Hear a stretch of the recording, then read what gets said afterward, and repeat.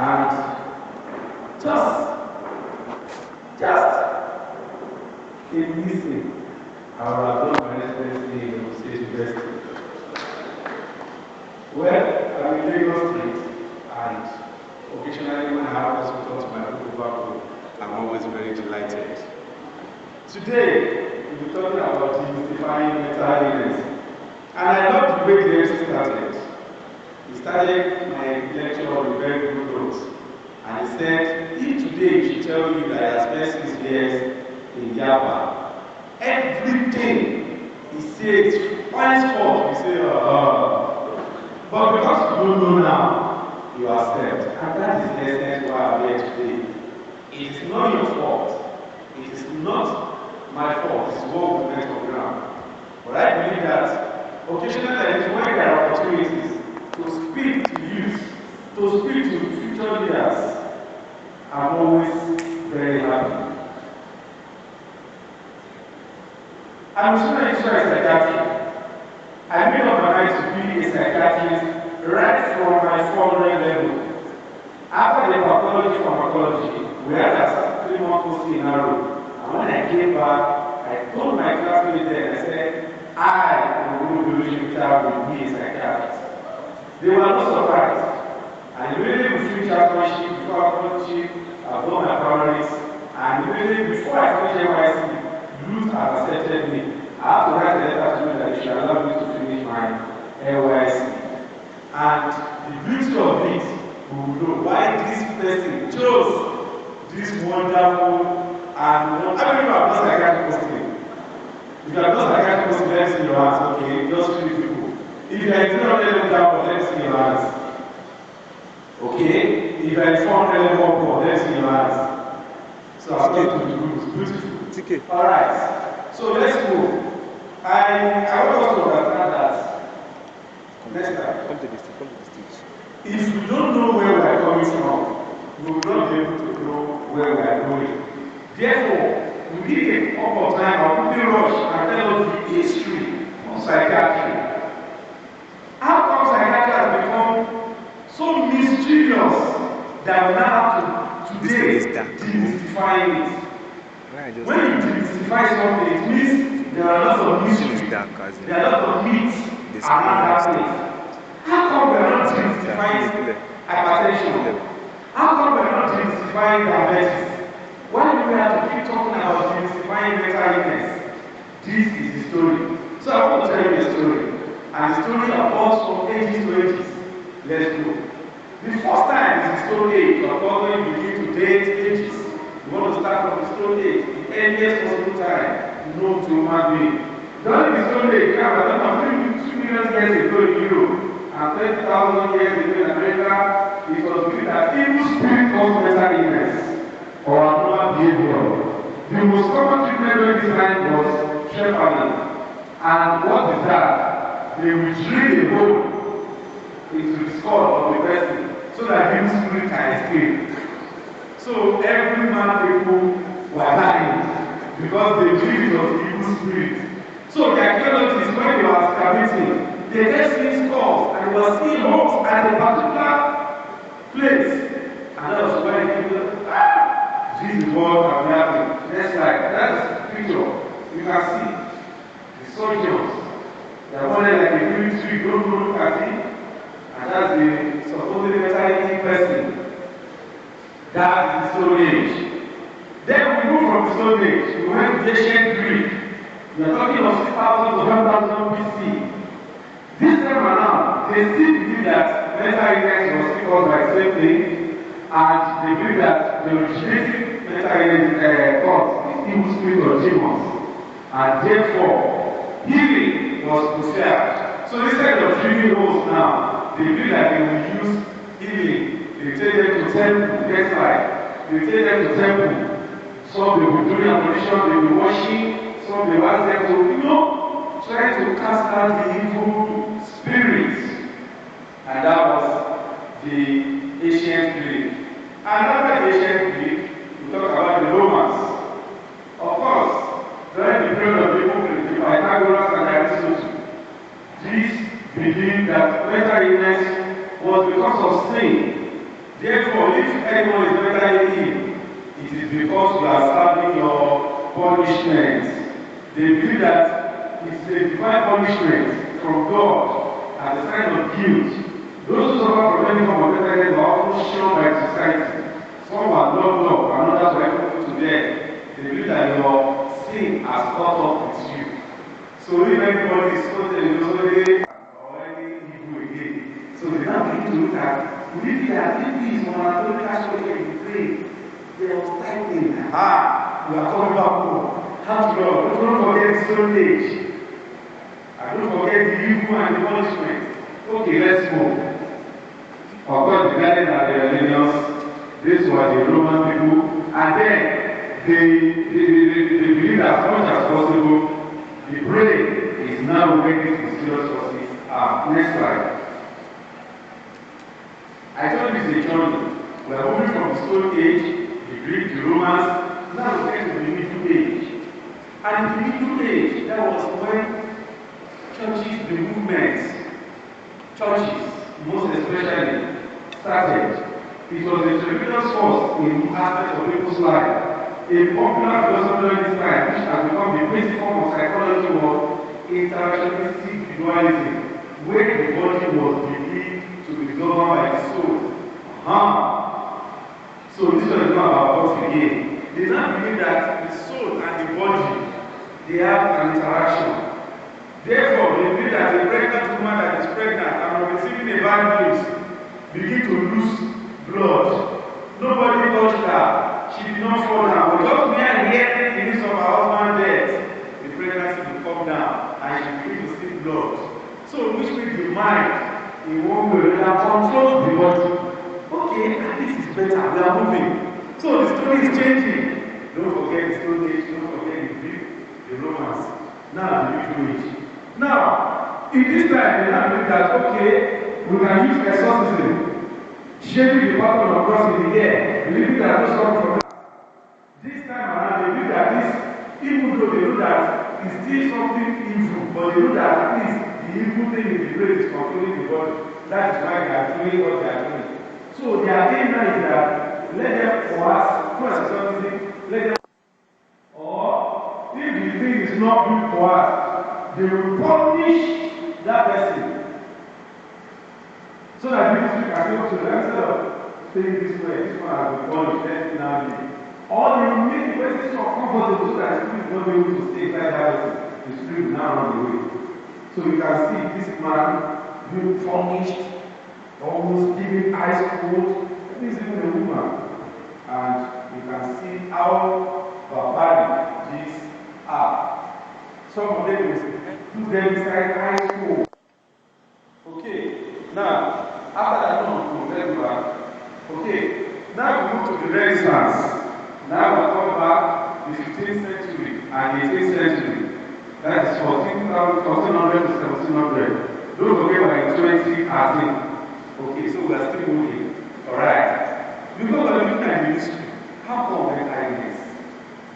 Just I know someone is talking to the other person is asking, hey, Abubam, yesterday I saw Bolaji now went to fly on that air to that. The rat now swallowed the ball. One time he came the house and then we went to Abuja. What are they saying? That one cannot be explained. And that's why this means that some people explain how that behavior came about. So if you read this last period, just like the countryside, this time around the rich and the poor, the rich were able to all the doctors, they could pay, they could take care of the evil, the mentally person at home. But the poor people, they were forced to man housing, prison and hospital, work houses because they don't know where to come, so they were putting them together. Those things in society just stay somewhere. So instead of everybody were getting more and more. And so the Renaissance period were using all sorts of ways to treat the mental illness. Next slide. You can see the matter, all of them to package together. At least they are not drilling their homes. So it's better. At least they are not dealing with them, beating them, everything. But the Renaissance still put all those things together. They want to stay back to the next slide. So various treatment of mental illness in the Renaissance. They will confine them. Some are giving special diets. Some are, when they talk, there are dream analyzers that will interpret the dream. And those things have basis in psychology till today. And then you can see that it's moving more and more into what we are doing presently. Some are incubated in glowing temples, serene environment, so that their faith can cool down. Some pastoral counseling, which you see we are having today. Now you have anxiety, disorder, anything, the pastor can talk to you, not necessarily a psychologist or psychiatrist. So we are coming back home.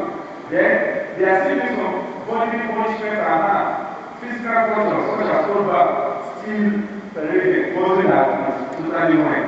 Some they will see terror and horror, such as only one day another water, they came close to drowning in order to suffocate crazy idea. Can you imagine? Exhaustion to various tasks, such as placing them on rotating machines and wheels, and they remove it exactly. All so that they can make these demons uncomfortable. Next slide. Some are using tranquilizer, a chair that was used to physically restrain the patient to the point of changing their legs and placing a hood over their head in order to prevent movement. Facial mask in order to silence them. Some are using electric shock because they tell us they wanted them to keep quiet. So they will do all these things. And this is synonymous to torture. And you can see electric shock, direct shock, and they will tie the person so you will not be able to move, so that the crazy idea can go, the devil can move away. So you can see that over time, these barbaric acts prevail. So by putting blood transfusion with animals, they believe that this is the bad blood. So they will remove the blood and they put animal blood. So what do we expect? Rejection, coagulation. They were dying. Those who didn't know they were dying as a result of fear. Robbing the money with horror punishment. We see on there to allow the spirit to escape. Immobilizing devices, use of narcotics, opium, so that they can sleep, Brazilian mafia, laziness, saline. Dangerous causes were used. Now, throughout the 18th century, the mentally were part of lunatics and idiots. Even the 18th century, we are talking of 17,000 and this, 1730, 1740, 1764, they were still lunatics and idiots. And then mandatories were everywhere, private asylums. But eventually, as we moved into the 19th century, there was a revolution. There was the next slide, there was a revolution. And at this time, barbaric and everything began to go down. And the first revolution is the hospitalization. So they were now being hospitalized. They are now beginning to see that it is illness after all. Okay? For the first time, they are beginning to see that this is not evil. This is just illness of the brain. Okay? And then we have the second revolution with moral treatment. And then society formation. Let's move. So, in the 19th century, there was asylum built all over Europe, Asia, Pan-Pacific, everywhere. Egypt, Greek, they were asylums built in different ways, big places where so people started visiting all the alternatives, all the bad people, they were not feeding them because already they didn't have money. So they had resulted in overcrowding. They were asked to do menial jobs and everything. And because of that, problems started again. Because everyone was just packing there. Everyone, once you have a relative that is mentally ill, to come back asylum. Okay, and then we go to the 20th century. So we are coming back home. Which century are we now? 21st. So 20th century. The 20th century saw an advancement in treatment method. Not only for civilian professionals returning home following the World War II. So because now civilians were being treated before, when the post-traumatic warlords, when they came back from war, they were having stress disorders and everything. So because these are the children that have gone to fight for them, and now they are now so crazy. They cannot get through their head. They cannot afford to tie them.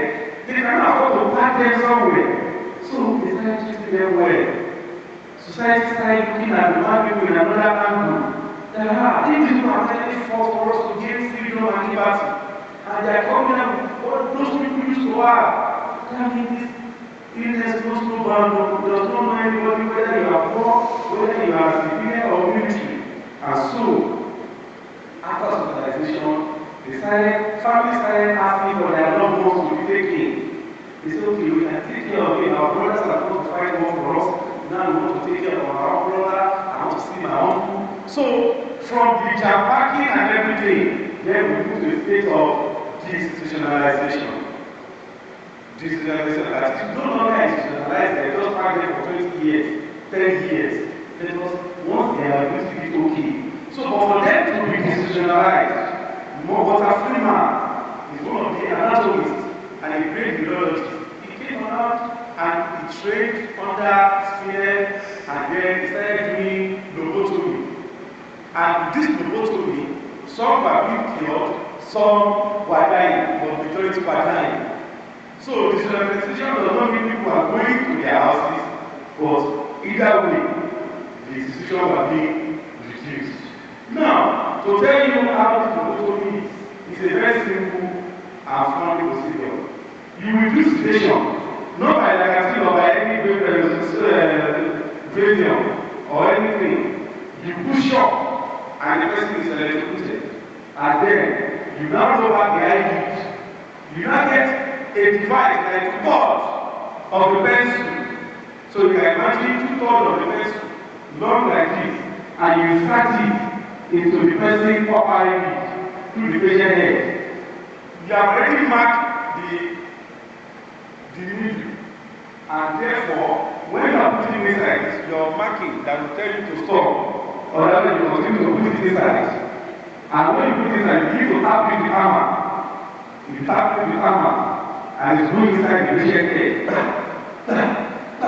Human being already are using electric shock, and that appropriate rate is now begin to manipulate, it is screwing like this, screwing, so that they can cut the connection between the forebrain and the part of the brain.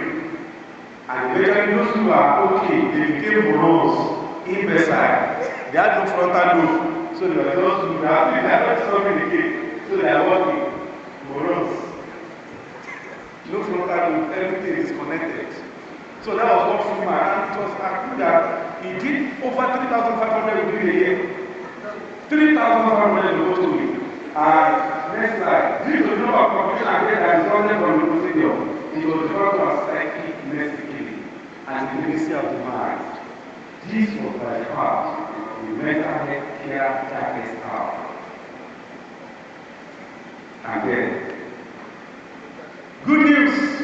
1984, Denica and Decker, they got hold of a drug, the Lagatin, chlorpromazine, chlorazine, in 1954, and they started using this drug, and people are getting better. And that revolutionized the whole psychiatric world.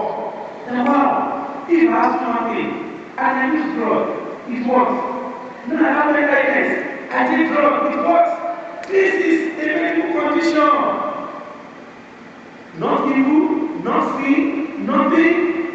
And so, massive decentralization started.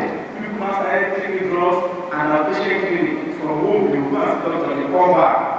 The aim was to emphasize the independent living of the individual who were once hospitalized. This movement has been something for push for humanity to be viewed as members of families and communities, instead of resident institution and asylum. And that was how everything started. Next line. And then, 21st century, where we are. There are significant advances in science and technology now, and better understanding of what causes certain disorders have helped doctors to prescribe more effective treatment methods. Modern treatment methods are often categorized as somatic, and then there are some things working in psychology and feeling very my head, or a psychotherapeutic treatment. Somatic treatment are treatments such as drug therapy and electroconvulsive. But the electroconvulsive in this 21st century have not been modified. No more direct electric shock. Therefore, I can put a person to sleep the way I would do in general anesthesia in the theater.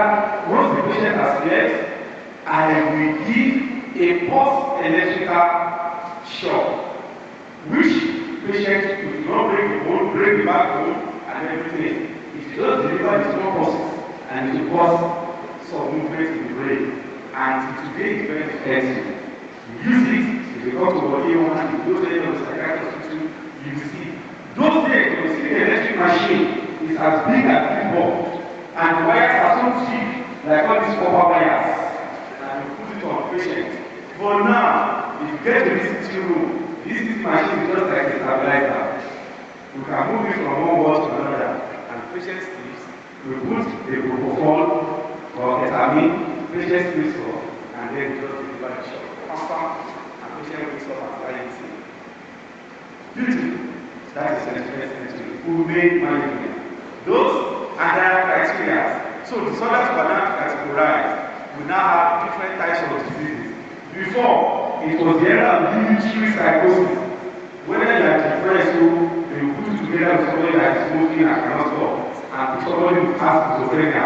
All of which are packed inside one room. But now, we now have different types of disorders.